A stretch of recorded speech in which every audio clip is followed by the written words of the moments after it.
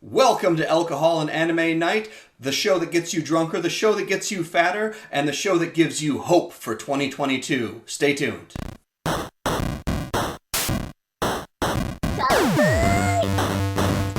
Welcome back. My name is Scott. This is Alcohol and Anime Night, and tonight we're going to go over the top 10 anime that I'm looking forward to in 2022. Now, this doesn't mean that these are the best anime in 2022, or even what other people are anticipating. Things like Attack on Titan, My Hero Academia, those are kind of ongoing. Everybody likes that stuff. I'm telling you what I'm looking forward to, and these are some things that, I'm going to be honest, some of these things I've been looking forward to for a while. So let's get started straight away. These aren't going to be reviews, these are just going to be a quick hit, and we might later on, of course, review them in 2022. And some of these are season 2s or more that, if you haven't checked out, this is really the time to catch up, if I'm honest. So let's get right into it. Number 1 is World's End Harem. Now, you might be saying, Scott, this already aired in October of 2021. You can't count that. True. The first episode did air in October 2021, which was really just an opportunity for them to get ahead of the curve. And it was more of a preview than anything else. So you can go out and watch that right now. The first episode of World's End Harem is available right now. However, the remainder of the series was delayed until, I guess, probably January 2022 is what they're saying. Now, World's End Harem is going to be an ecchi style anime. Already it's on our list of things that we're going to like here. It's going to be about a protagonist. I believe his name is Musaharu Rito. And he essentially awakens in a world where the virus that's called like the man-killer virus has essentially eliminated all but a tiny fraction of males in the world, which is pretty bad. So imagine like Futurama, he like kind of like wakes up and like he's in the future, but there's essentially only females except for just a tiny fraction of men in the world. As you can imagine, there's going to be some inappropriate and fun stuff that happens with that one. So you get the point. I'm looking forward to it. I think it's going to be a good time. So check out that first episode and then see if you're going to like the rest of it. I think it's actually a smart idea that they did that because it builds anticipation. And I think that's just a really cool way to build the anticipation for that upcoming season. So hats off to them for doing that. The second one, Goblin Slayer, Season 2. Now, I really liked Goblin Slayer, and I know there was quite a lot of controversy about the content. Some people said it was triggering, which it is, I suppose, because there's some traumatic things that happen. However, Goblin Slayer was so good because the villains were villainous. They were just doing horrible things because they were just degenerate, awful goblins. And so you didn't feel bad for the goblins when bad things happened to him, when he's slicing off heads and just chopping them up. You didn't feel bad for him at all. And so it really gave you a sense of, I hate to say it, justified violence, because in order to justify that kind of violence, you kind of have to have something bad that they're doing. And so I'll leave it up to you. If you've seen the series, you know what I'm talking about. These goblins do reprehensible things.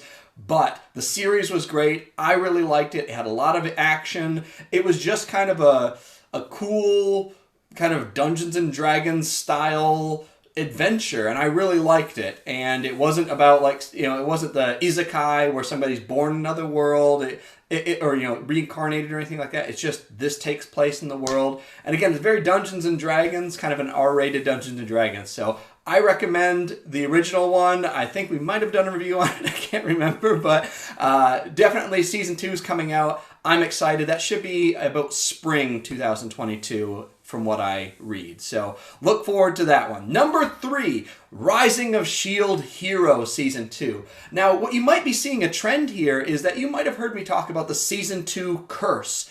And for years, excellent anime would come out and everybody would love it, and it would be just the t-shirts and people were raving about it online, and then they would just never get a second season.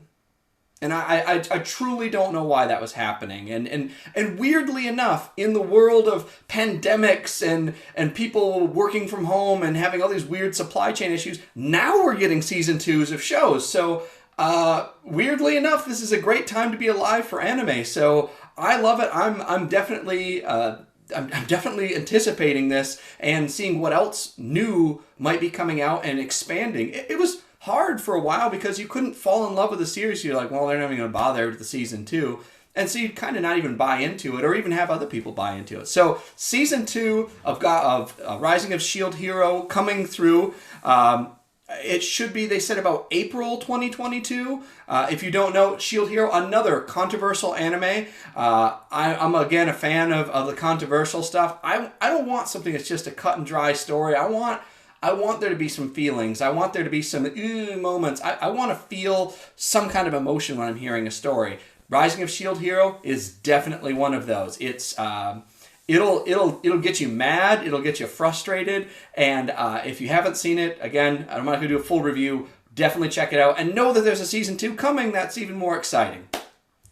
Another really exciting one is That Time I Got Reincarnated as a Slime movie. Yeah, that's right. There's going to be a movie about it, and I'm really excited about that. Should buy us some time until the next season. I'd love to see those vibrant colors from that anime on the big screen. I love going to see anime at the theater. I've been very lucky. My city here often shows a lot of anime here. I got to see Tanya the Evil on the big screen. I've gotten to see a lot of other really cool ones. I know the My Hero Academia movie ran here, but it was running at the same time, so I couldn't really... Another movie I was seeing, so I couldn't see that.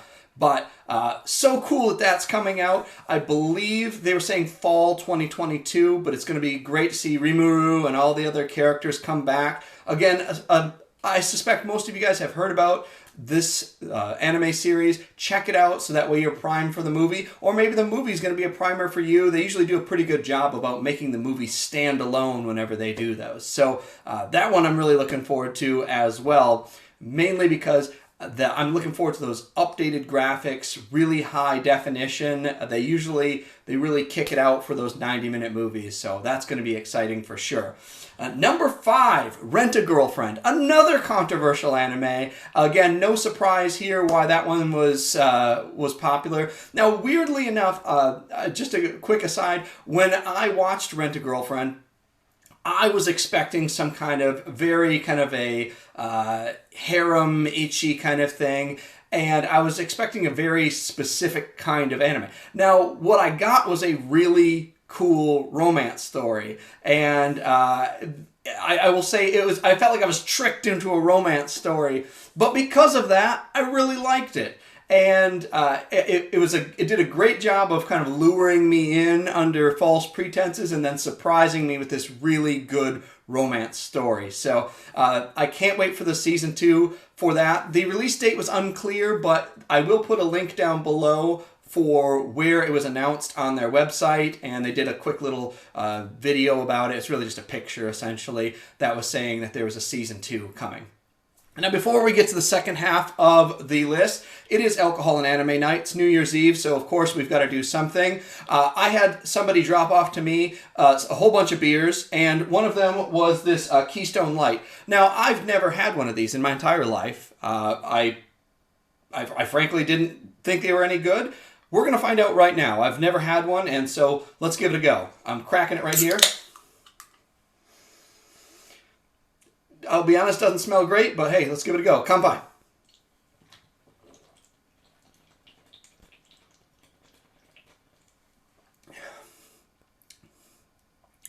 Tastes like beer pong is what it tastes like. Yeah, it's okay. If you're throwing ping pong balls into cups at your fraternity, you should probably pick this up. Not my favorite thing, but hey, if you're just guzzling it out of a boot or out of a funnel or something like that, give it a go at your Delta Omicron fraternity, whatever yours is. We'll try and finish this off here. All right, on to the second part of the list, and then we'll give the rest of that Keystone Day in Court. This is probably the one that is no surprise to anybody at all, and I was so excited because I got to read the manga for it. I only wanted to read the first episode because I just wanted to see if it was something I was truly interested in, and that is Chainsaw Man. Now, I just read the first part of the manga because I had a feeling that this was going to be a show I was going to like better as an anime than as a manga. And let me explain. I love manga. I have a big stack of them here. You guys saw me open the Manga Spice Cafe box not too long ago, which I really liked, by the way. And so I love manga, but there are certain things that translate better to a live, or I don't say live action, but an animated series than they do a manga. And the reason is because there's a lot of times some of the action sequences and things, they look really neat on paper, but seeing them on the screen is just a little bit better. And I know that's probably a little controversial, but that's just my personal preference. I like action type anime more than I like the manga. But I'll oftentimes read the manga to see if I like it, which in this case, I really liked it. It's funny, it's gory, and it's got some really cool characters. I love Power. She's crazy. I love the boss girl. Her name escapes me right now. But definitely check it out. If you don't know the general premise, essentially there's a main character, Denji. He is basically just insanely poor. He's basically like a homeless guy. He has this incredible debt that his dad passed on to him from the Yakuza. And the Yakuza basically are forcing him to do everything, including selling parts of his body and putting him into dangerous situations where he has to encounter supernatural creatures and things like that. He has this supernatural dog, and he has a very tight bond with this supernatural dog. And I don't want to ruin it for you, but awesome things happen, and he becomes essentially a chainsaw demon, and these demons are powered by the fear of certain objects, So chainsaws, obviously people have a lot of fear of them. I'm not going to go any further. I'm excited. You guys should read the manga and watch the anime that's coming out. There is a preview on YouTube if you haven't seen it. I imagine you've already sought it out, but check that one out. I'm really excited, and that one should be coming out in the fall of 2022, which would put it right around Halloween, which is perfect. I believe it's MAPPA that's doing it, so really, that's going to be exciting. The other really exciting Halloween, scary-based anime coming out is Uzumaki. Uzumaki, if you don't know, is actually the Japanese word for spiral, which some of you guys might be familiar with. The Uzumaki in regard to Naruto. He's got the spiral on his head. So if you didn't know that, you learned a Japanese word today. I was gifted the entire thick volume of Uzumaki for Christmas this year. It was a really cool gift. It's a hardcover thing. I'm excited to read all of this. This manga came out a really long time ago, and really long meaning back when I was in high school this came out. This was I believe, fall of 1998 when this originally first came out, and it really got popular when the movie The Ring came out, because people were really looking for Japanese horror, so it was like perfect timing because that had come out, that movie, right around then. So this is finally getting an anime adaptation. There has been Junji Ito anime out before. I believe there's an anthology of movies, which are actually quite difficult to find and are very expensive. I think it's like $50 for the Blu-ray, and that was like the cheapest I could find it. And I've not found any place I could rent it yet, and none of the streaming services seem to have it that I can find. So that might be cool to check out, but that is definitely going to be popular. It's definitely going to be good. If you don't know who Junji Ito is, he is the horror master, not just of Japan,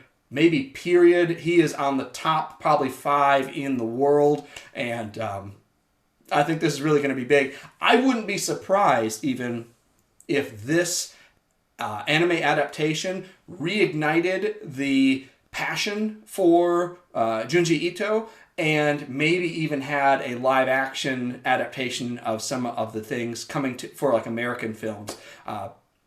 What's weird is I actually saw a whole bunch of Junji Ito products in the store, which made me believe that they were actually going to release this last year, and I'm not sure. I think I think maybe it was pushed back. A lot of things were pushed back, but I ended up picking up this really awesome long sleeve shirt. I should have wore it for this episode, but this really cool long sleeve Junji Ito shirt. I was like, I can't believe they have this in the store. And it just made me think, oh, it's probably because this was meant to have already been in, like, the anime was already going to be out, and that was going to hit the shelves right on that time. So it's funny because I think they kind of missed the timing. But in any case, it might have actually been helpful because people saw the stuff in the store, might ask questions, and then do a little research and find out this movie's coming out. So either way, I think it's a win. The same kind of thing happened with Ghostbusters. But Uzumaki, that's going to be great. And the other one that's coming out. Now, Netflix has done a great job with some of their series like The Witcher. I always complain that Netflix only seems to have Netflix stuff, and some of that is good, some of that is bad. I'll be honest, I wish Netflix wasn't so good at stuff. A lot of times you're like, oh, it's another Netflix series, and then it ends up being pretty good. However, I will tell you for me personally, their track record with anime hasn't quite gotten there yet. And the reason is I feel like when Netflix does an anime, it feels like they do it based off of somebody explaining to them what an anime should be. And they like do their best job, like, okay, it's supposed to have this and this, okay. And it loses a lot of its heart. And I don't know if that is political, I don't know if that's economic, I don't know what it is, but it always looks brilliant, but it's like it loses its soul. Does that make sense? And we did High Rise Invasion. High Rise Invasion I was very excited for. The manga was really cool, and the characters and graphics were really cool. After I watched it, I was like, it was okay. And we did that as an earlier episode. Again, it was okay. It was maybe one of their better efforts, but it still kind of left me like, meh. I was excited when they did an anime OVA of The Witcher, and it was the Secret of the Wolf, or Nightmare of the Wolf is what it was, and it was the story of Vesemir, which had not really yet been done, and it was done very well. I really enjoyed it. The animation was cool, the story was compelling, and of course it ties into their whole world of The Witcher that they have. It was a nice little segment. It kind of gave you a little bit of a taste of more Witcher stuff until the new Season 2 came out, which, by the way, watch Season 2. It's great. I love The Witcher. Anyway, what I'm getting at is that CD Projekt Red and Netflix working together, well, that seemed to work because they were, of course, involved with The Witcher. Now, they are working on another project that is coming out based on another very controversial title, which was Cyberpunk 2077. I personally loved Cyberpunk 2077. I don't know if I just lucked out, I had fortune, but I played through it, really enjoyed it, really immersed in the plot. I played it on a PlayStation 4, so maybe that made a difference. But I really enjoyed it. I love the world, and I like cyberpunk things in general. I have several novels and other things that I read that are like that. So perhaps I'm a bit biased, but I really liked it. And knowing that there is a Cyberpunk 2077 Edgerunners anime coming from Netflix, I'm excited. I think it could be cool. I believe it's going to be a series rather than a just standalone one thing, which is exciting for me. I also hope that spawns more Cyberpunk 2077 things in the future. It'd be great for additional downloads, additional updates, maybe even a new game. Who knows? So that one's exciting. I think it's going to be controversial one way or the other. Let's just hope it doesn't glitch out our PlayStations like people said happened on their computers. But either way, it's exciting because for those of you who have Netflix, it'll just be popping up there. It didn't really tell us when it's coming. There hasn't really been a date unless it's happened in the few hours since I began to do the research on this. But look forward to it, and it should be coming up pretty soon. Now, another one that's coming up here that is, I believe, number 9 on our list is Date Alive Season 4. Now, I started watching Date Alive back when I very first started doing my own alcohol and anime nights, which started as a joke after my Japanese language class. I had a lot of homework to do. It was a lot of homework, a lot of writing, a lot of studying. It was very hard, as you might guess, working on Japanese. And so I would take a break every Thursday night after work, and I would watch anime, eat some popcorn, get some snacks, and I felt like this is an opportunity for me to learn a little bit of Japanese by listening to it, and it still felt like I was studying. I kind of like, I'm going to watch these, I'm going to eat, I'm going to pick up some language. Does it count as studying? No, but it was a lot of fun. And I shared it with my friends, and we kind of jokingly started calling it Alcohol and Anime Night. And what's funny is that Date Alive was actually one of the first series that I watched during that time, which was many years ago now, getting on for some time. Now, how long ago? Well, I'll tell you what, the difference between the seasons has been something like 5 years. It's been at least 5 years, I believe, since the last one. And so why the super long gap between, I don't know. I truly couldn't tell you. I'm sure a lot of things were delayed from last year. So this was supposed to come out in 2021. It's going to come out in 2022. When? I don't know. Sometime. But if you haven't seen Date Alive, watch it. It's fun. It's silly. If you're a fan of this channel, you'll like the things that are on it. The idea is that it's a little less, little less R-rated. It's a little bit more kind of PG-13. But the idea is that the main character takes these different girls out on dates, and their kind of level of satisfaction of the date gives them power. And then he's got like somebody like in an earpiece, like telling him like, you should do this, say this. And it's very funny. It just reminds me of like if you had your buddy going out on a date and you were like coaching them on how to be better. So Date Alive, really good. I think it's cool that season 4 is out. And again, getting way past the season 2 curse. Last one on the list, number 10, not because it's the least one I'm looking forward to. It's just probably honestly, it's the one that has, some of these they don't have solid dates. And this one is Saga of Tanya the Evil Season 2. There was a movie that came out, which I believe was in 2019. I had the pleasure of seeing it in the cinema, and it was really great. If you don't know, I've mentioned it before, Saga of Tanya the Evil is a really cool concept. It is an isekai where like somebody's basically murdered and then they come back. And in this case, he comes back as like a little girl, but he retains most of his memories. However, they're in like an alternate World War I Germany, but it's like an alternate universe. So there's not really like, it doesn't have like the involvement of like, you know, the beginning of the Nazi Party or anything like that. So it's interesting. If you are a history buff, you'll catch some certain things about the movements of the armies that are similar. And then she creates these incredible weapons, and there's magic, and it's very cool. I really recommend it.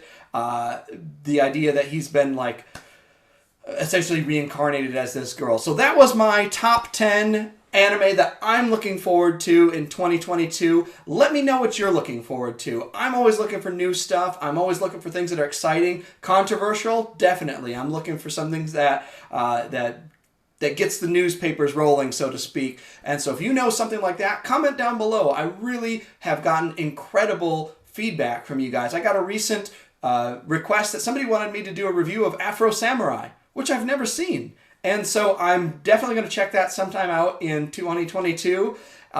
It's been great talking anime with you guys for the whole 2021. It's been excellent for me to have that opportunity to talk to you guys about that. Your feedback, your comments, your likes, your views, all of that has been great. And please continue. That'll help us grow the channel. Let us know what you're looking for in 2022. I wish you guys a happy new year, and kanpai!